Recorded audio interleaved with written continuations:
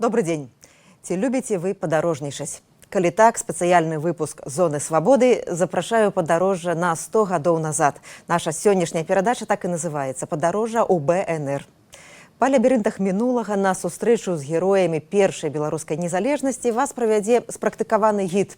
Аўтар двухтомнага даследавання архівы БНР, журналіст свабоды Сергей Шупа. Рэжысэрка відэацыклю Алена Радкевич.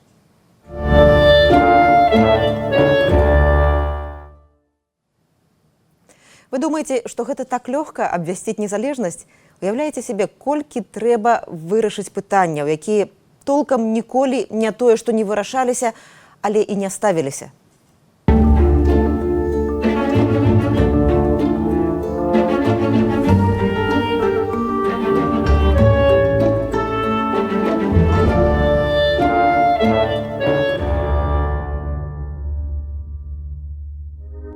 Ужо ў першай устаўной грамаце ўсплыло нацыянальнае пытанне.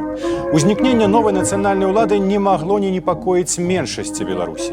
А ў палітычных элітах, мясцовых самаўрадах і ў прыватнасці ў самой Менскай гарадской думе нацыянальнай меншасцю былі самі беларусы.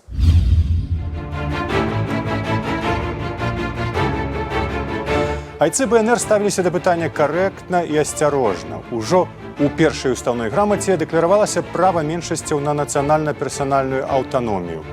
Да склікання сойму ўся ўлада на Беларусі павінна належыць тым народам, заўважце, не народу, якія на ёй жывуць. Толькі што прынятую грамату тут жа зачытаў у гарадской думе яе гласны, это значыць дэпутат з правам голасу Аркадь Смоліч, ужо прызначаны тады народным камісарам асветы. Думе грамата спадабалася, асабліва пункт пра нацыянальна-персанальную аўтаномію. Народнаму сакратарыяту Беларусі абяцалася падтрымка, заадно яму было нагадана пра неабходнасць цеснай сувязі з дэмакратычнай Расіяй. Толькі што да дэмакратыі ў Расіі ўжо нават тады было вельмі далёка.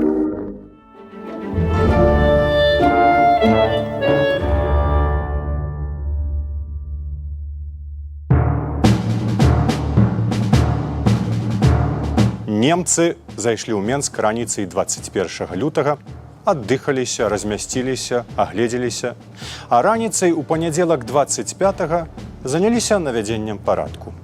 У памяшканне народнага сакратарыяту ў губернатарскім доме прыйшоў нямецкі камендант і зброенай сілай выселіў беларускую ўладу. Новыя акупанты забралі касу сакратарыяту, дзе захоўвалася 341 000 рублёў, прыхапілі іншыя рэчы, што дрэнна ляжалі, але ўжо 28 лютага дэлегацыя народнага сакратарыяту наведала нямецкага каменданта гораду капітана фон Пільца і, як паведамлялася ў друку, узніклыя непаразуменні былі паспяхова вырашаныя. Як наагул Менск зрабіўся сталіцай БНР? Бо ж у кантэксце новага беларускага адраджэння пачатку 20-го стагоддзя Менск у нацыянальна-беларускім сэнсе быў глухой правінцыяй. Ні беларускіх газетаў, ні культурнай эліты, ні палітычных тусовак. Усё гэта жыло ў Вільні. Сталіцай Менск зрабілі немцы. Ну, вядома ж, яны пра гэта і не здагадваліся, але ўсё вызначыла лінія, на якой у верасні 1915-го спыніўся нямецкі наступ. Гэтая лінія адрэзала Вільню ад этнаграфічнай Беларусі, і таму ў наступныя 2 гады беларуская палітычная ферментацыя перамясцілася ў Менск. Разважаючы пра гісторыю ў катэгорыях «калі б», можна было б лёгка сабе ўявіць, што калі б немцы спыніліся на тыя пару гадоў, 15-18, на захад ад Вільні, незалежнасць Беларусі хутчэй за ўсё была абвешчаная там, а незалежнасць Літвы у Коўне. Пройдзе зусім нямала часу і будзе зусім натуральна, што краіна завецца Беларусь, а сталіца ў ёй Менск. І што ёсць такія беларусы, што хоць яны і беларусы, але гавораць па-беларуску. Сёння ў зоне свабоды вы падарожнічаеце ў БНР. Пабыўшы афіцыйнай мовай Вялікага княства Літоўскага, беларуская мова на некалькі стагоддзяў адышла ў гістарычны цень. Беларуская народная рэспубліка удыхнула ў яе новае жыццё. Але ўсё было не так проста. Першая сесія Цэнтральнай рады беларускіх арганізацый 5 жніўня 1917 распачалася разборкамі вакол мовы.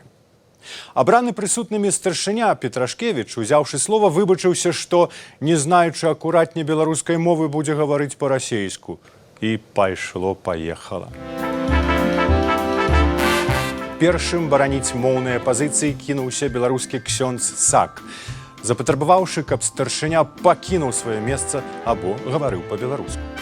Але талерантныя калегі патлумачылі чалавеку ў сутане, што дзеля насільства старога ладу, які выгнаў мову са школы, толькі некаторыя з паміж свядомых беларусаў умеюць гаварыць па-беларуску. Ну, амаль што як і праз 100 гадоў. Ксёндз Сак бразнуў дзвярмі беларускай хаткі і больш на сесіі не паказваўся. Яшчэ адна гісторыя. Рада БНР засядае 1 траўня 18-го.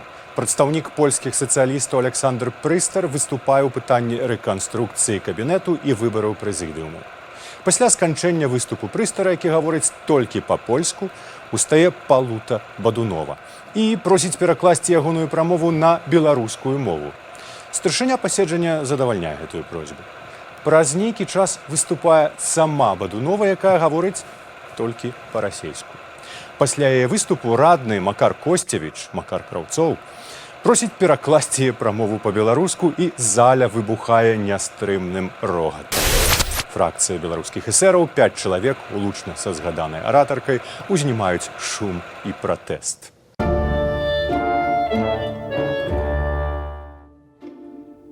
Вось жа прамову спрачаліся і спрачаліся, але ўрэшце 3 красавіка была прынятая пастанова аб абвяшчэнні беларускай мовы дзяржаўнай і абавязковай мовай рэспублікі. Пры гэтым нацыянальным мяншыням Беларусі гарантавалася права карыстання сваімі мовамі ў зносінах з дзяржаўнымі установамі. Аднак усе акты, дакументы і афіцыйная перапіска ўрадавых установаў мусілі весціся на дзяржаўнай беларускай мове. Тут варта нагадаць, што на той час яшчэ не існавала нейкага адзінага, так сказаўшы, афіцыйнага беларускага правапісу. Фактычна пісалі хто как хаціт. Менская газета «Вольная Беларусь» друкавалася Лёсікаўкай, Віленскі гоман Луцкевіцай, а беларуская граматыка для школ Браніслава Тарашкевіча з'явіцца ў Менску толькі ў верасні. Адраджэнне мовы ў 20-е гады працягнецца ў БССР, дзе нацыянальная інтэлігенцыя скарыстаецца шансам абвешчанай бальшавікамі беларусізацыі.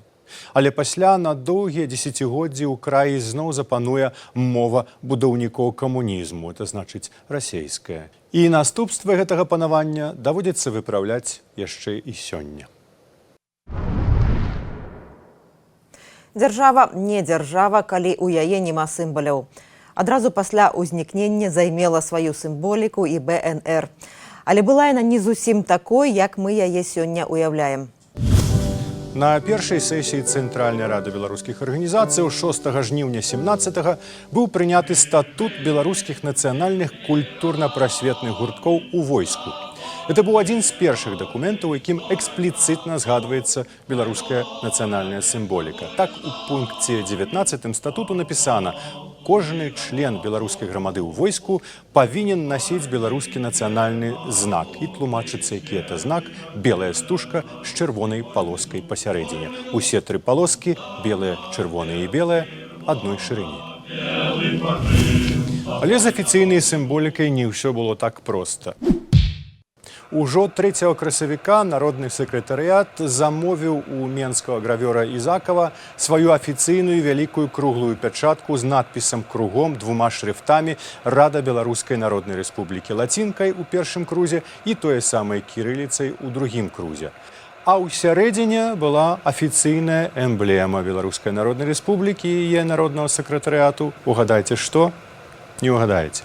Сноп, граблі і каса.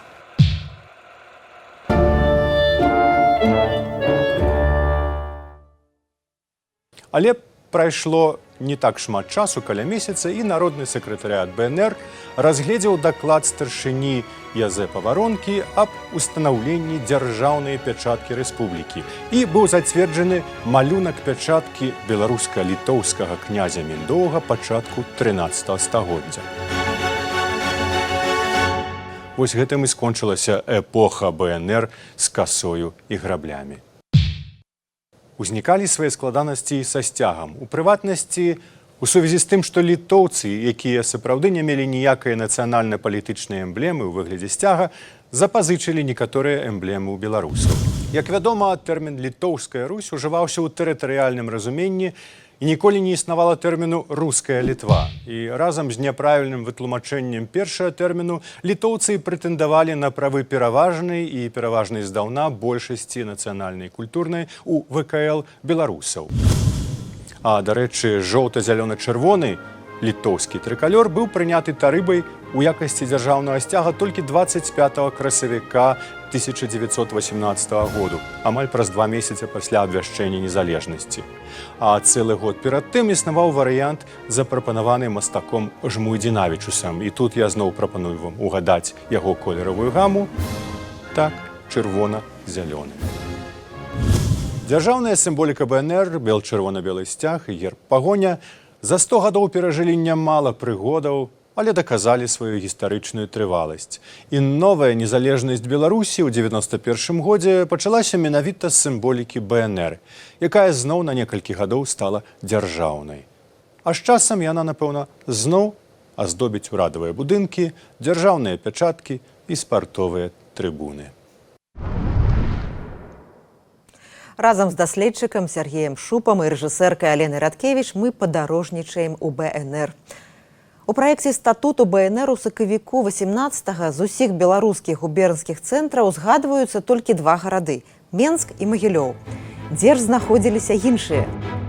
Віцебск у бальшавіцкай Расіі, за лініяй, на якой спыніўся нямецкі наступ. Гомель і Берасце ва Украінскай Народнай Рэспубліцы, паводле берасцейскага міру у фармулёўцы Народнага сакратарыяту БНР, часова акупаваная Украінай. Была яшчэ Беларусь заакопная у зоне старой нямецкай акупацыі 1915 году. Кіраванне гэтай часткай Беларусі ажыццяўлялася з Беластоку, і далейшы палітычны лёс гэтых земляў заставаўся няясны. Горадня надалей была пад нямецкай акупацыяй, але рыхтавалася далучэнне яе да новай Польшчы, а Вільня дэ-юрэ была ўжо ў новаабвешчанай незалежнай Літве. Можна тут згадаць яшчэ і Смаленск, дзе 1 студзеня 19-га абвесцяць БССР. Смаленскае жыццё пад бальшавікамі у 18-м годзе маляўніча апісанае ў рамане Гарэцкага «Дзве душы». Там адбываецца дзея ўсёй другой часткі кнігі. А землі за дэмаркацыйнай лініяй, паводле азначэння ў кнізе, куды ходзяць у рамане беларускія актывісты, гэта і ёсць БНР пад нямецкай акупацыяй.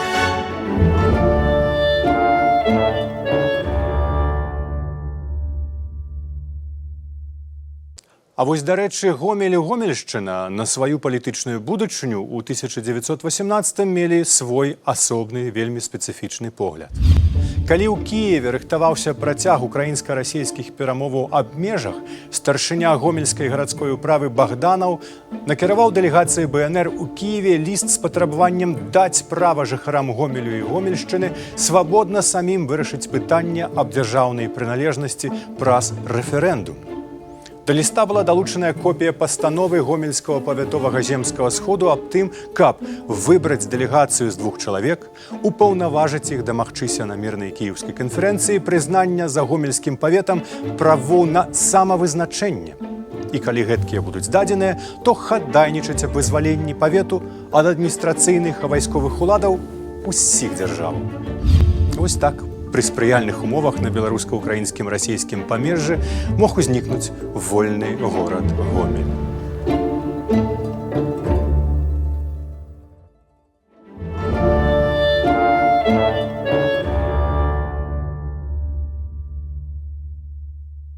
А вось у акупаваным бальшавікамі Віцебску праца беларускіх арганізацый была цалкам паралізаваная. Беларускія грамадска-палітычныя дзеячы былі часткова разагнаныя, часткова тэрарызаваныя і загнаныя ў падполле. Затое шырокае поле дзейнасці бальшавікі пакінулі палякам, а менавіта першаму польскаму рэвалюцыйнаму палку. У Менску абураліся. У Віцебску польская акупацыя дае сябе адчуць мацней за бальшавіцкую. А гэта, мабыць, і ёсць праграмай дзейнасці ленінскіх саўнаркомаў, якія распрадаюць Беларусь направа і налева, гуртам і ў раздроб. Так, з 8 вялікіх гарадоў, пералічаных у 3-й устаўной грамаце, рэальна БНР разлічвала толькі на 2.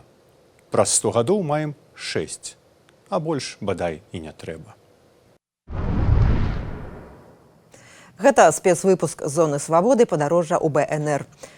Палітыка, вайна, дыпламатыя, партыя, урады. А ці ёсць у архівах БНР нешта больш чалавечае, скажам, больш романтычнае? Напрыклад, каханне. А вось ёсць.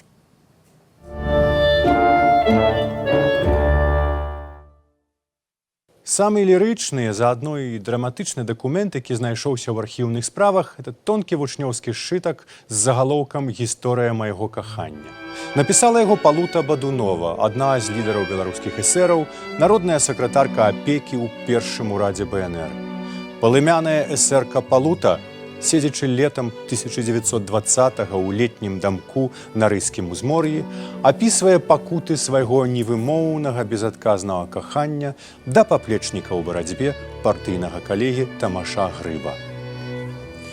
Гуляючы па Кэмерну, ці вярней па развалінах гэтага лячэбнага калісь жывога куточка на зямном шары, я на кожным кроку спатыкаю абгарэлыя дрэвы. І нішто ў свеце не напамінала мне так маю духоўную смерць, як гэтыя мёртвыя і для абману вачэй яшчэ стаячыя дрэвы. Свайго Тамаша Бадунова ўпершыню убачыла на адным з вайсковых з'ездаў у 1917 годзе, калі яму было толькі 22 гады, а ёй на 10 гадоў болей. А тым часам сэрца аб'екта палуціных пачуццяў было занятае. Летам 19-го, за год да таго, Тамаш Грыб жыў у акупаванай палякамі горадні, дзе выдаваў газету «Родны край», за якую аднойчы сеў у турму. У той самай турме апынулася і Паўліна Мядзёлка. У сваю чаргу аб'ект цёплых пачуццяў іншага вядомага беларуса Янкі Купалы. У турме між імі завязаўся эмацыйны кантакт. Ён перадаў ёй інтымны дзённік, магчыма, і ён называўся «Гісторыя майго кахання», а яна на наступнай сустрэчы адказала, што ён можа лічыць яе сваёй жонкай. Дэталі гэтых сустрэчаў застаюцца невядомыя. З той гарадзенскай турмы яны выйшлі, але неўзабаве лёс раскідаў іх у розныя бакі. Але перш чым раскідаць, гэты лёс зрабіў адзін жорсткі жарт з удзелам усіх трох згаданых дзейных асобаў. Аднойчы, калі Тамаш Грыб чарговы раз сядзеў у турме, гэтым разам у Вільні, туды прыйшла Паўліна Мядзёлка і выпрасіла дазволу на сустрэчу з ім, прадставіўшыся ягонай нявестай. Следчы ўвайшоў у сітуацыю і дазволіў. А праз пару дзён з той самай мэтай у турму прыйшла Палута Бадунова і таксама спрабавала выдаць сябе за нявесту вязня. Следчы задумаўся, задаўся пытаннем, колькі ж у таго Грыба нявест, і вырашыў не разводзіць у турме палігамію. Палуту да Тамаша не пусцілі, і з гэтай прычыны яна зрабіла суперніцы вялікі скандал. У выніку пасля ўсіх тых бурлівых падзеяў усе трое так ніколі ў жыцці не аформілі свой матрыманіяльны статус і пражылі ў самоце, што не перашкодзіла Палуце падпісвацца прозвішчам Бадунова Грыб. Усё ж грамадска-палітычная дзейнасць не перашкода рамантыцы і каханню, доказы чаму мы сёння сустракаем на кожным кроку. Жадаем і вам, дарагія гледачы, каб палітыка і грамадская праца не заміналі вам у пачуццёвым жыцці. Шчасця вам і кахання. У зоне свабоды мы працягваем падарожжа ў БНР. Стварэнне дзяржавы справа не толькі і не столькі духоўная, колькі матэрыяльная. Узнікае непазбежнае пытанне, адкуль БНР брала грошы. Бальшавікі спехам паўцякалі з Менску 19 лютага 18 году, не паспеўшы толкам запакаваць з сабой нічога матэрыяльнага. Народны сакратарыят БНР нацыяналізаваў касу менскага казначэйства, у якой на той момант было каля 300 тысячаў царскіх рублёў. Пасля прыйшлі немцы і забралі ў народнага сакратарыяту грошы таго самага менскага казначэйства. Беларусы іх больш ніколі не пабачылі. Але тут на дапамогу прыйшла Менская гарадская дума, якая падтрымала маладую беларускую ўладу і выпісала ёй хоць сціплае, але хоць нейкае фінансаванне. Такія былі першыя крыніцы фінансавання Беларускай Народнай Рэспублікі. Наступныя этапы бюджэтнай дзейнасці былі звязаныя пераважна з беларускай дыпламатыяй. Ужо на другі дзень пасля 25 сакавіка у Кіеў была высланая надзвычайная дыпламатычная місія на чале з юрыстам Александрам Цвікевічам. Галоўным дасягненнем беларускіх дыпламатаў было не дыпламатычнае прызнанне, да этого так і не дайшло, а атрыманне грашовай пазыкі ад ураду Украінскай Народнай Рэспублікі. І лік там ішоў на мільёны карбованцаў. Улады незалежнай Украіны глядзелі на перспектывы незалежнай Беларусі з надзеяй і аптымізмам. Шчодрая фінансавая падтрымка працягнулася і ў 19-м годзе, калі і адзін, і другі ўрад уже былі вымушаныя пакінуць свае сталіцы. З крэдытам 19-го года звязаная амаль дэтэктыўная гісторыя. Бо нямецкі банк, дзе можна было абнаявіць выпісаны акрэдытыў, заявіў, што ў Кіеве ўжо новая ўлада савецкая і выдаваць грошы адмовіўся. Каб уратаваць сітуацыю, урад БНР паслаў свайго кур'ера, а дакладней кур'ерку, 20гадовую Аўгінню Алексючанку. Алексючанка нейкім дзівам прайшла туды і назад праз 3 лініі фронту, паўсюль была арыштаваная, адусюль паўцякала, але ўрэшце выканала сваё заданне. Акрэдытыў перапісалі на аўстрыйскі банк. Але пазней, у канцы 20-го, урад БНР перабраўся ў Літву. Там была падпісаная міжурадавая дамова, на падставе якой урад атрымліваў фінансаванне ад літоўскіх уладаў, якія абапіраліся на яго ў змаганні з палякамі за Віленшчыну. Яшчэ адна крыніца фінансавання з'явілася ў 21-м годзе ў Берліне, дзе была падпісаная дамова з экспартна-імпартнай фірмай «Івэг», якая дала ўраду пад малы працэнт на рэалізацыю розныя спажывецкія тавары. Тавары, пераважна адзення, былі вельмі дрэннай якасці, гандаль ішоў слаба, але пэўныя прыбыткі даваў. Вакол гэтых прыбыткаў узнік канфлікт, які ўрэшце прывёў да палітычных праблемаў і скончыўся адстаўкай ураду Вацлава Ластоўскага. Былі спробы атрымаць грошы з іншых крыніц, але ўрад у выгнанні, хоць і меў міністра фінансаў, але з самімі фінансамі заўсёды было цяжка. Адных грошай для пабудовы новай дзяржавы, канешне, мала. Але і без іх не выкрутка. Патрэбныя грошай. Чым болей, тым больш надзейнымі будуць дзяржаўныя падмуркі. Кожная дзяржава, нават самая сімвалічная, як бы мала часу яна не праіснавала, заўсёды паспявае зрабіць адну важную рэч – выпусціць свае маркі. Так сталася, што БНРаўская філатэлія з'явілася на свет у сувязі з асобным атрадам генерала Станіслава Балаховіча. Паслужыць у войску БНР генералу Балаховічу не давялося, аднак ягоны атрад упісаўся ў гісторыю БНР важнай старонкай, дзякуючы вынаходлівасці кіраўніка вайскова-дыпламатычнай місіі БНР у Рызе Кастуся Езавітава. Разважаючы на пачатку 20-го году, як вырашыць праблему безграшоўя, якая прыціснула ягоную місію, ён прыдумаў удалы бізнес-праект – выпусціць маркі. Незадоўга перад тым ён даслаў ураду БНР прапанову прыняць асобны атрад Балаховіча ў склад войска БНР, і гэтая пастанова была пацверджаная. У атрадзе ёсць байцы, яны дасылаюць і атрымліваюць лісты, значыць, ёсць патрэба ў сваёй паштовай канторы і ў марках. Задумана, зроблена.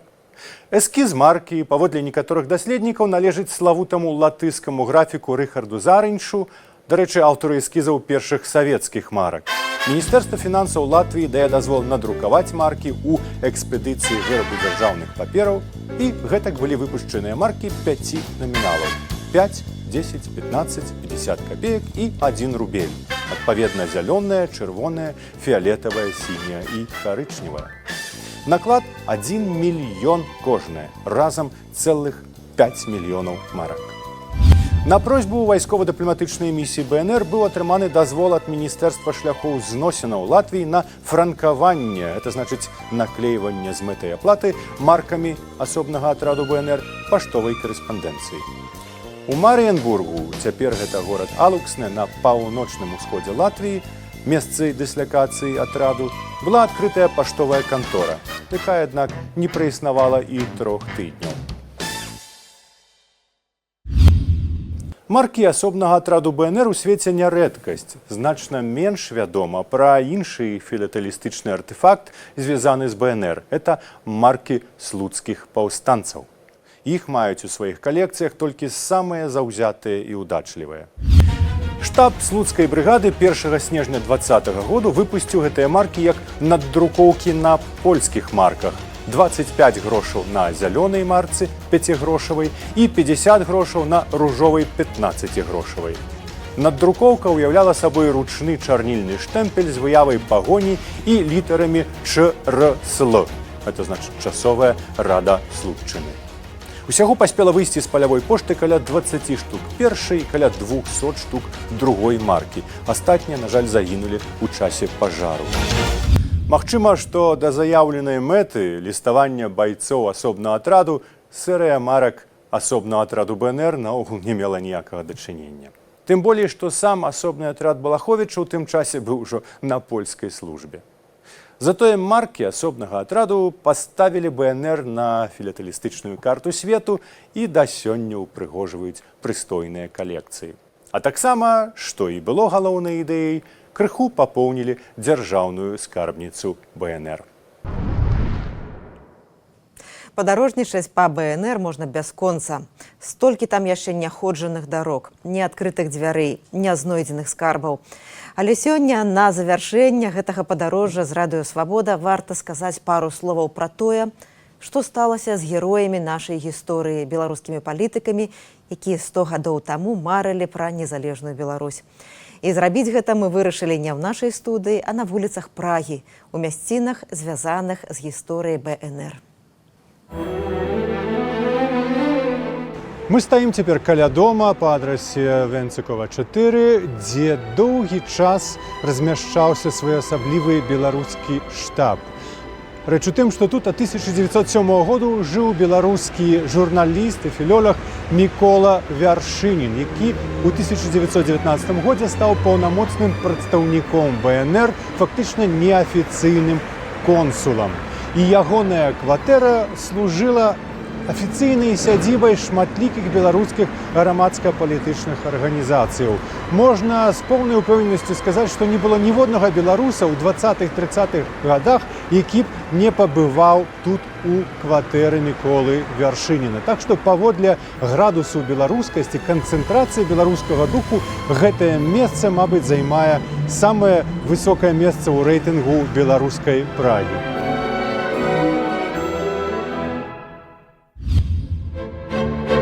Пасля заключэння рыйскага міру ў сакавіку 1921 году стала канчаткова ясна, што падзел Беларусі – гэта вырашаны факт.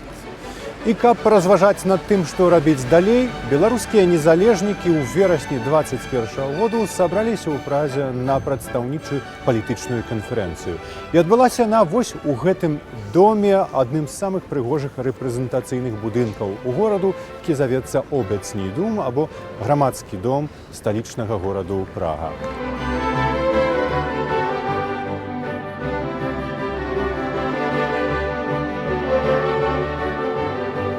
Прага невыпадкова заняла важнае месца на карце БНР.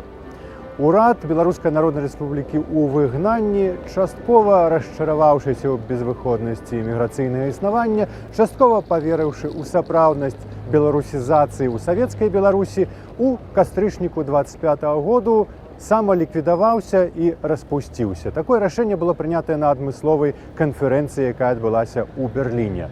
Аднак з гэтым рашэннем не пагадзілася кіраўніцтва Рады БНР, яго прэзідыум в асобе старшыні Пятра Крычэўскага і ягонага намесніка Васіля Захаркі.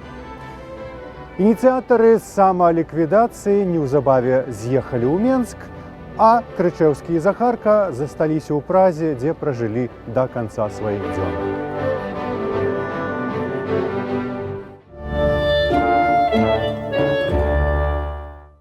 Ініцыятары самароспуску пераехалі ў Менск, які тады сапраўды ўспрымаўся як галоўны нацыянальны цэнтр, дзе людзі займаюцца пабудовай новай Беларусі.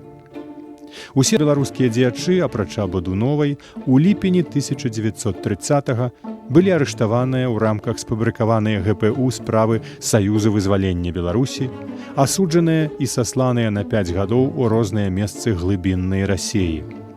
У 1935-38 усе яны, гэтым разам і Бадунова, былі паўторна арыштаваныя і ў бальшыні сваёй расстраляныя неўзабаве пасля прысуду. Некаторыя памерлі ў гулагу ад хваробаў.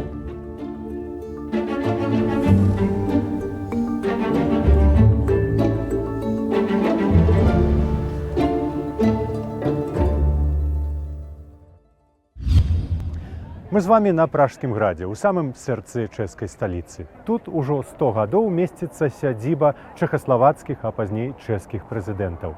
А першым прэзідэнтам Чэхаславаччыны быў Томаш Гарик Масарык, бацька чэшскай дэмакратыі. І вось тут, у гэтых палацах, ён у красавіку 19-го года прымаў прэм'ера Беларускай Народнай Рэспублікі Антона Луцкевіча. Антон Луцкевіч у міжваенным часе жыў у Вільні. Заходнебеларускіх дзеячоў, звязаных з БНР, савецкія карныя органы арыштавалі пасля далучэння Заходняй Беларусі да СССР у 1939 годзе. Так Луцкевіч быў арыштаваны ў Вільні праз 2 тыдні пасля прыходу саветаў, этапаваны ў Менск, дзе 14 чэрвеня 41-га яму прысудзілі 8 гадоў лягероў. Памёр у лягеры ў сакавіку 1943 году.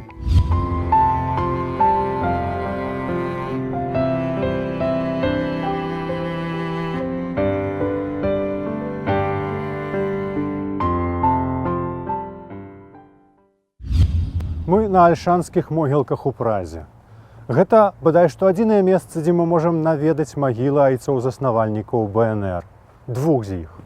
Лёс астатніх склаўся так, што і месца іх пахавання, і месца смерці да сёння застаюцца невядомыя. Найдаўжэйшае і больш-менш спакойнае жыццё зайцоў БНР пражыў першы старшыня народнага сакратарыяту БНР Язэп Варонка, які ў 1923 выехаў у Злучаныя Штаты Амерыкі і жыў у Чыкага, дзе займаўся беларускай грамадскай дзейнасцю да смерці ў 1952 годзе. Сёлета на могілках каля Чыкага была знойдзеная ягоная магіла. Пазбеглі смерці ад рук савецкай карнай сістэмы і старшыня рады БНР Пётр Крычэўскі і ягоны намеснік Васіль Захарка, якія пасля Берліну вярнуліся ў Прагу і працягвалі справу БНР на выгнанні. Крычэўскі памёр у Празе 8 сакавіка 1928 году. Было яму ўсяго 48 гадоў, але на фатаграфіях апошніх гадоў ён выглядаў на ўсе 70, даліся ў знакі гады выгнання і матэрыяльныя нястачы. Старшынёўства па ім пераняў Захарка, які заставаўся апошнім самотным захавальнікам незалежнай дзяржаўнай традыцыі, распачатай актам 25 сакавіка, аж да самай смерці ад сухотаў 14 сакавіка 1943 году.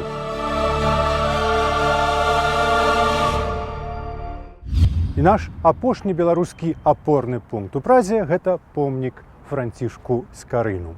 Хоць помнік першадрукару быў пастаўлены на Градчанах толькі ў 1993 годзе, ніводзін нацыянальны беларускі дзеяч, адраджэнец, стваральнік БНР, які прыязджаў у Прагу, не мог не згадаць асобу вялікага гуманіста, не адведаць Градчаны і каралеўскія сады, дзе працаваў Скарына, не прайсці па Старамецкай плошчы, дзе месцілася друкарня першых кніг па-беларуску. Так было, так ёсць. І мы завяршаем наша падарожжа ў БНР у месцы, дзе ўпершыню набыла незалежнасць беларуская мова, без якой немагчымая была б і БНР, і цяперашняя Рэспубліка Беларусь.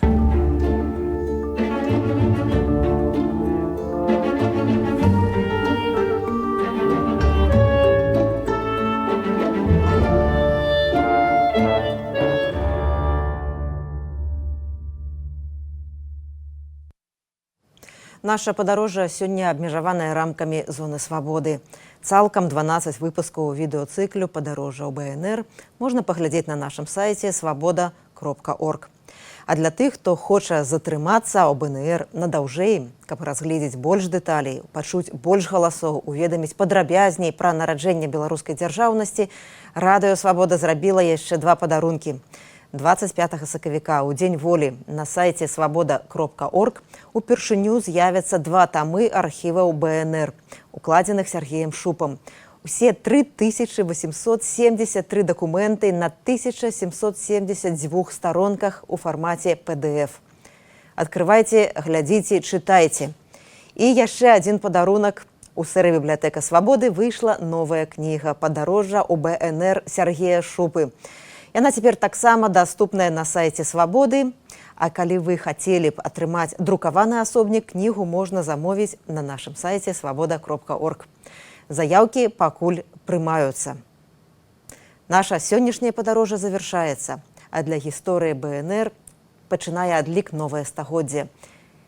І гэта і ёсць сапраўдны кантэкст, пра які мы з калегамі Сергеем Шупам і Аленай Радкевіч сёлета думалі, спрачаліся, шукалі адказы разам.